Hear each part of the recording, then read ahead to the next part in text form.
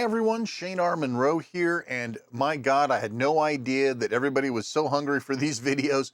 The other video is doing so well, the very first video. Thank you so much everybody for tuning in and for leaving comments. It's been a whirlwind the last 24 hours of gathering data and learning new stuff, and everybody in the comments helping out. So I'm really pleased to be back to show you 5 more new tricks and tips that I've discovered, some of it from the help of my wonderful subscribers and commenters, and some things I found out for myself.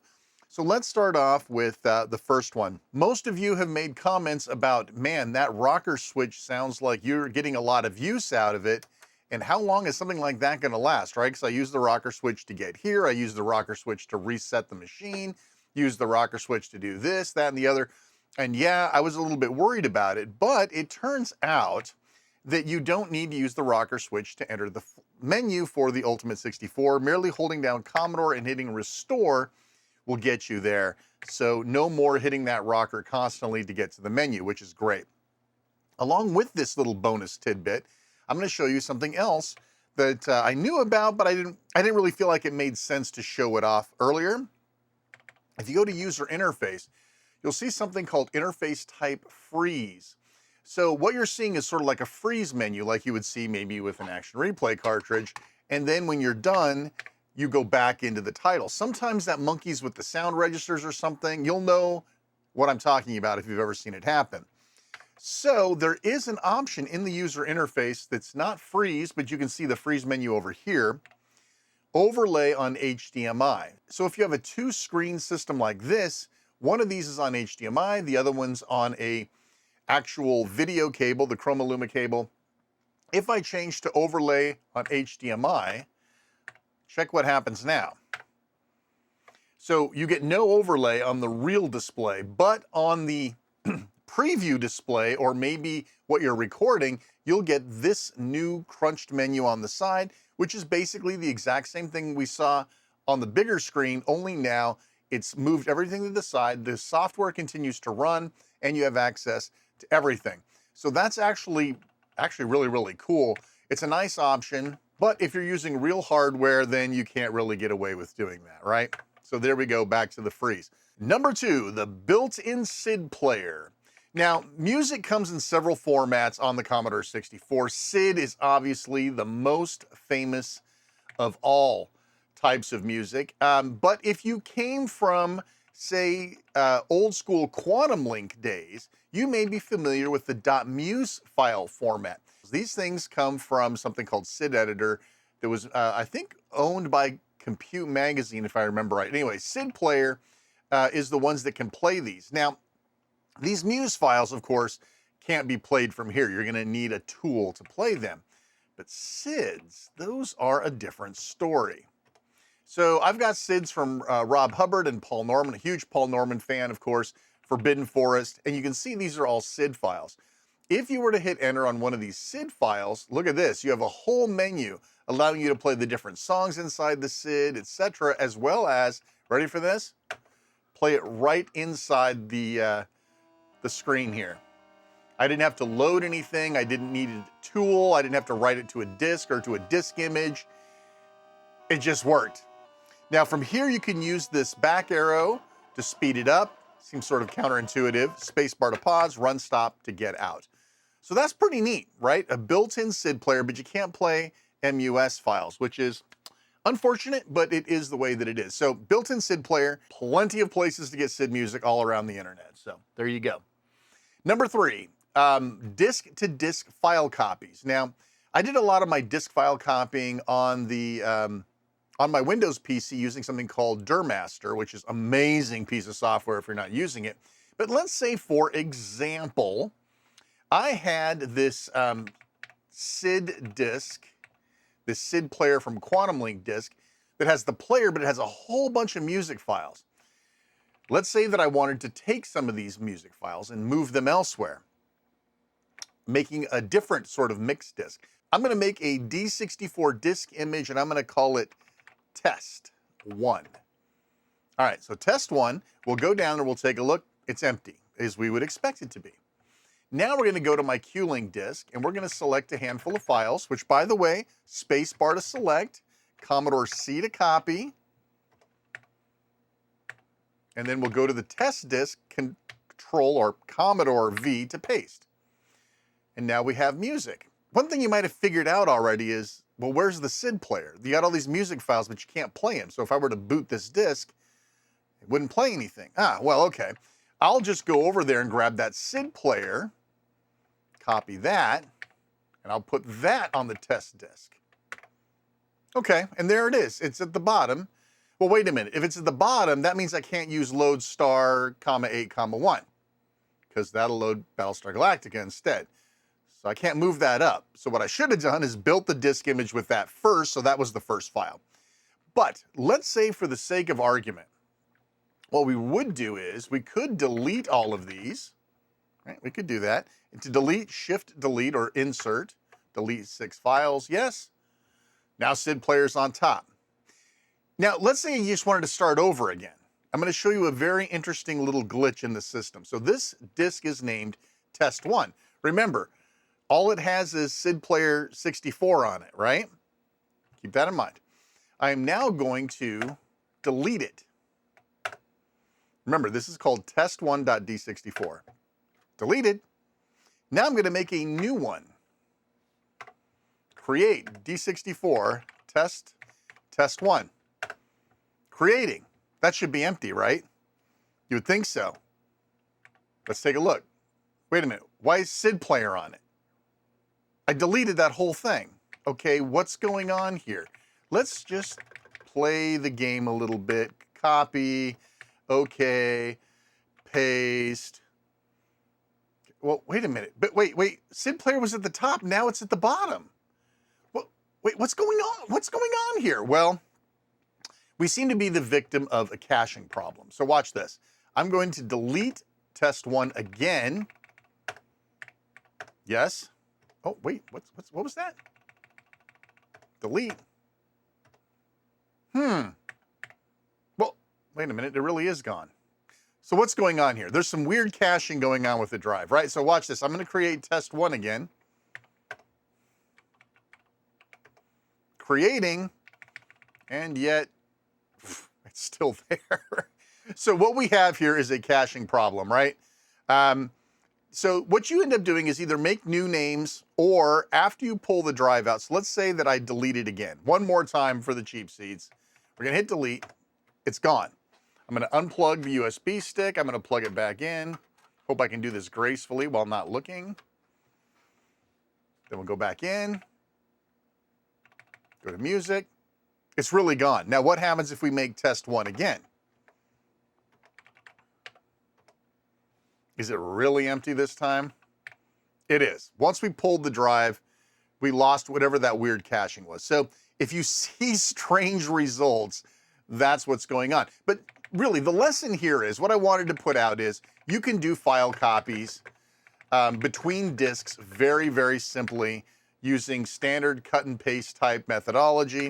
And this time when we cut and pasted, we grabbed the SID player first. So now everything should be the way we like it. Well, there you go.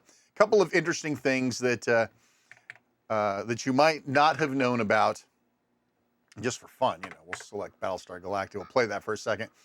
But anyway, so disk-to-disk copying is really easy. Moving files up and down, not so easy. I really recommend that you use something like Durmaster on Windows to manipulate that card and move files between the different disk images. It works out really well, and it's probably a little faster than doing it here. But this is great in a pinch. All right, enough of that. So we will reset, and we are back to regular. Now we're back to normal. CommoServe. Okay, so if you had gone in and set up your Wi-Fi or your wired network connection, in my case, you can see I'm connected to MonroeWorld, so I am definitely here. CommoServe is like a file search tool, but it's kind of weird. So let's say I just want to see a list of games that are available to me. So I'm going to select the category of games and hit submit. Wow, there's a lot of games here. There's only one page of games? That doesn't seem quite right. Can I paginate or something? No. This is it. This is all. That doesn't seem quite right. There's got to be more games than that, right? What if we go to demos? Maybe, you know, there's got to be a ton of demos, right? But it won't scroll off the screen. So you get one page without further search results, just one page. So keep this in mind when you're looking for stuff. So I'm going to change this over to games. And now I'm going to search for T. I want all T games. Oh, well, there we go. Now we have a fixed set of results. We know that these are all the T games that are available because it didn't possibly run off the page. So that's useful. I mean, this is fun. I mean, discovery makes this a little more difficult, but if you know what you're looking for or you have an idea, it'll be a lot easier for you to find what you're looking for. Of course, if you're looking for something big like demos where there could be a ton of R's, you don't really know if you're seeing all the R's or not. Probably not, right? So you're probably going to have to add another character here. Now, what I could not find, and maybe leave me a comment down below, I would like to be able to browse CommoServe without using this. I'd like to go in a web browser or an FTP server and check that out. If you know where this site is so that I could actually go see what I want and then I could download it from here, that would be super. But it's fun. There's a lot of fun. And by the way, this is where you get that Jupiter game that they promised you as being, God, I cannot type with this thing today. This is where you get that Jupiter game that I mentioned earlier. Jupiter Lander 2, Jupiter Fracture. And when you go in here, right, you can actually grab the cartridge or run it or do whatever. And there's notice how it kind of locked up here? It's downloading, but it doesn't give you any indication that it's downloading. So you're kind of like, what are we doing? Oop, I accidentally said run. So there you go. It says, oh, you got to be in PAL to play this. Well, if I go to PAL, it trashes my monitor. So we're not going to do that. But that's how you make that work. And you could copy it to your flash area. This is sort of weird. Why can't I copy it to my USB? That would make kind of more sense, right? So I'm going to copy it to the flash. And again, the interface is sort of locked up here. But then if I go to the browser, go to flash, go to carts. Oh, there's a whole bunch of stuff in there. I forgot to delete those. Oh, well, we'll show you that in a minute. There's Jupiter Fracture. Now from here, you probably could do a space, copy, okay, go back to your USB, enter, hit paste, there you go. So that's how you, sort of a roundabout way of doing it, but it is what it is and it works. All right, so there you go. CommoServe and how that all works. Now, one of the big things everybody asked over and over and over again in the comments, Shane, let me reset all this real quick. Shane, I don't have, hey, wait a minute. Oh, because it's a cartridge. Oh, let me show you this. So we're stuck, we have a cartridge stuck that every time I restart the Commodore, it comes back on here. Let me show you how to get rid of that. Go to memory and ROMs, go to cartridge and hit none. Then when you reset, it should go back to normal Commodore. All right, so a lot of people asked, this is number 5, by the way, if you weren't keeping count. I don't have a FastLoad cartridge. I don't have an Action Replay cartridge. Isn't there some way I can use these virtually on here? Can't I get a cart image of one of these and just use it on the system without having the physical cartridges? The answer, of course, is yes. So I'm going to let you go and find them. Maybe I'll put some links in the description. I'm a little sketchy about leaving links to software because it might freak people out. But the trick, of course, is get your download, put it somewhere where you can get to it. So you can see here I made a folder full of cartridges, Action Replay, Epic's FastLoad, Final Cartridge, right? And I grabbed all of these. I already did this, but we'll do it again anyway, just for showmanship here. Go to Flash and go to Carts. Inside of Carts, you can say I've already got them there. You would just paste them in, and of course, you know, they're already there.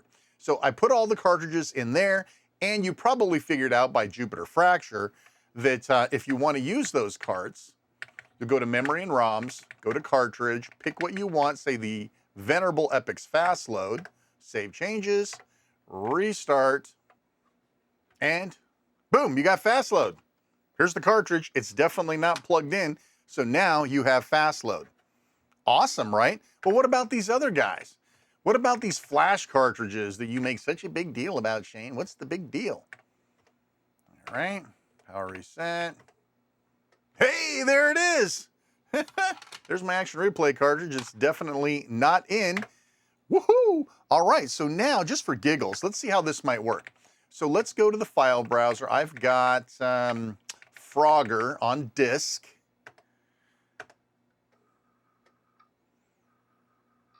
All right, so here's Frogger on disk. Now, when you start off, this, by the way, is my favorite version of Frogger on the Commodore 64 because it actually has the right music. Obviously, they didn't get sued for doing it. But this has the right music, so this is the one I love. But it's kind of annoying that you have to set up the game every single time that you play it. So every time you run it, you have to choose up, down, left, right, whether you want fast or slow speed, yada, yada, yada. It's a pain in the butt. So this version of Frogger is great. The problem is it constantly wants you to set it up every time you play. Wouldn't it be nice if you set it up and then I did a snapshot of it and then just loaded the snapshot? Up, down, left, right, faster, slow, yada, yada, satisfactory, yes. All right, so what I may want to do is freeze it right after I hit Y, right? So let's do this again. So I'm gonna hit restore.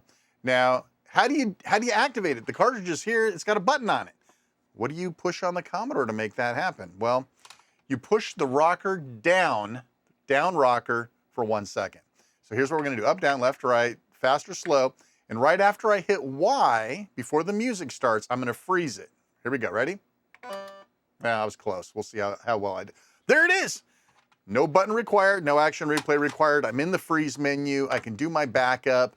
Now, I showed you guys how to do this before on the last video, so we're not gonna go through the big deal, but that's pretty much it, right? And you can see that it all works without a cartridge.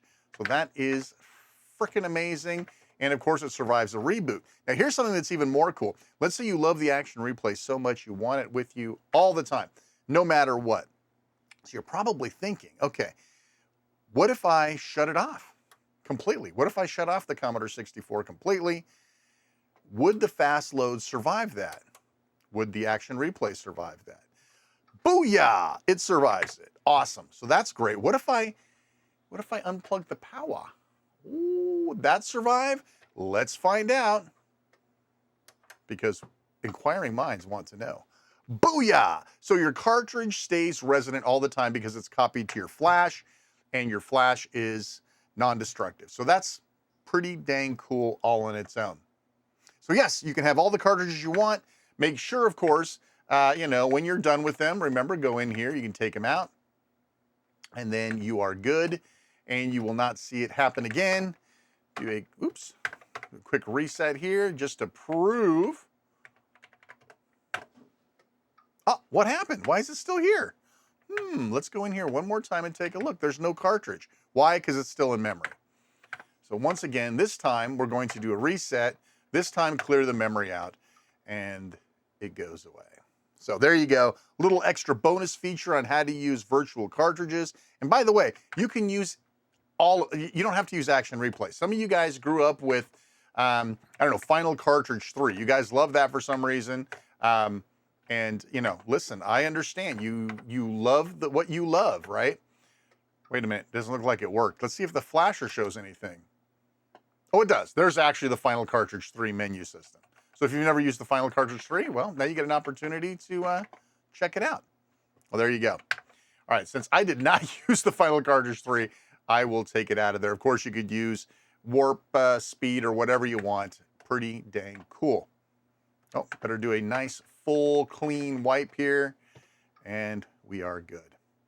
All right, listen, I know you guys want music demos. You guys want me to show you games that are optimized for this hardware where I can get more memory, faster CPU, and all that good stuff. It's coming. You want to learn how to use Jiffy DOS so you don't have to mess with cartridge fast loaders. I'm going to show you that too.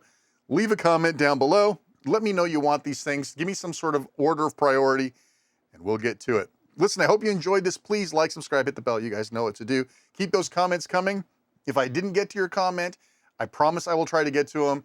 These have been very big videos, and the comments, while fantastic, are a bit overwhelming. I'm Monroe. Thanks so much for watching. Take care. We'll see you next time.